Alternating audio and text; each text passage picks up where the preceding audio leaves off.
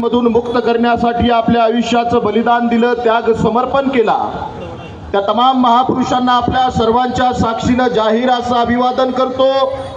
आजच्या या ऐतिहासिक विराट मोर्चाला मंचकावर उपस्थित सर्वच आंबेडकरी नेते, कार्यकर्ते, आयोजक बांधवांनो, सिल्लोडच्या या भीमसैनिकांनी या राज्यातल्या सत्ता आणि संपत्तीने मस्ताडलेल्या रानभोक्यांच्या छाताडावर, या राज्याच्या दलिंदर देवेंद्र फडणवीसाच्या छाताडावर हा ऐतिहासिक मोर्चा काढला, त्याबद्दल सिल्लोडच्या तमाम भीमसैनिकांचं मी या ठिकाणी हार्दिक स्वागत करतो, त्यांचं अभिनंदन करतो।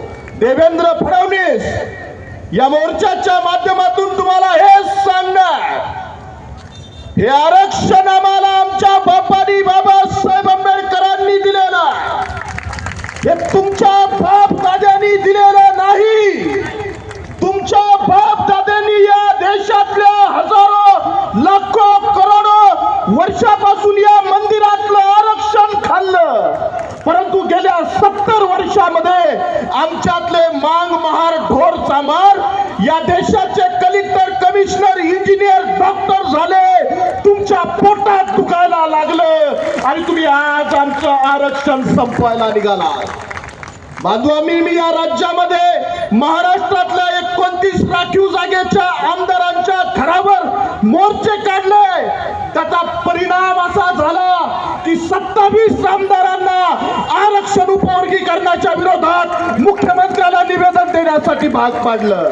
आणि म्हणून या मोर्चाच्या माध्यमातून देवेंद्र फडणवीसांना सांगणार, आम्ही 27 आमदारांना चुकवू शकतो, फडणवीस तुम्हाला देखील चुकवू शकतो, एवढ्या मस्तीमध्ये येण्याची गरज नाही।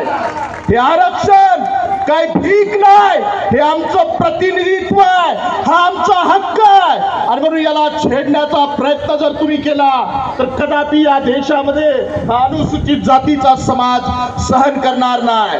आमच्यावर आरोप लावता, आरक्षणावर डल्ला मारला, आरक्षण आम्ही खाल्लं, तुमचा विकास नाही झाला। अरे या राज्यामध्ये 75 वर्षात काय महार समाजाचा मुख्यमंत्री होता? या देशाला काय प्रधानमंत्री महार समाजाचा होता? बिलकुल नाही। बामन बनियांची औलाद 75 गादी गोळवळकरांची, हेडगेवाराची औलाद या देशामध्ये राज्य करते, म्हणून इथल्या बहुजन समाजावर अन्याय होतोय। अरे बाबासाहेब आंबेडकरांची लेकरं या देशाच्या संसदेत असती, या राज्याच्या विधानसभेत असती, या देशातल्या 6742 जातीतल्या एकाही माणसावर अन्याय झाला नसता, असं संविधान बाबासाहेब आंबेडकरांनी आम्हाला दिलेलं आहे। आमच्यात ती मानवता आहे, आमच्यात ती लायकी आहे। आणि म्हणून बांधवांनो, देवेंद्र फडणवीसांना या मोर्चाच्या माध्यमातून सांगणार, विशिष्ट जाती धर्माला खुश करण्यासाठी तुम्ही हा घाट घालत आहात। या ठिकाणी इथला बौद्ध, इथला चर्मकार, अनुसूचित जातीतला 59 जातीतला समाज हा कदापि सहन करणार नाही। वेळेचं बंधन आहे बांधवांनो।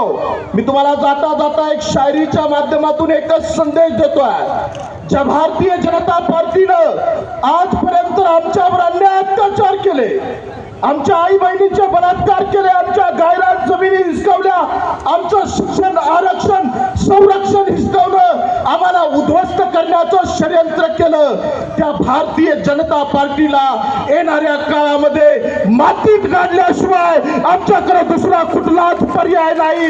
म्हणून मी तुम्हाला जाता जाता या शायरीच्या माध्यमातून विनंती करतोय की एक शायर म्हणतो, शांति के दामन पर क्रांति का दाग लगा दो, शांति के दामन पर क्रांति का दाग लगा दो, और मिटाना अगर है अंधेरा तो एक चिराग जला दो। जिस व्यवस्था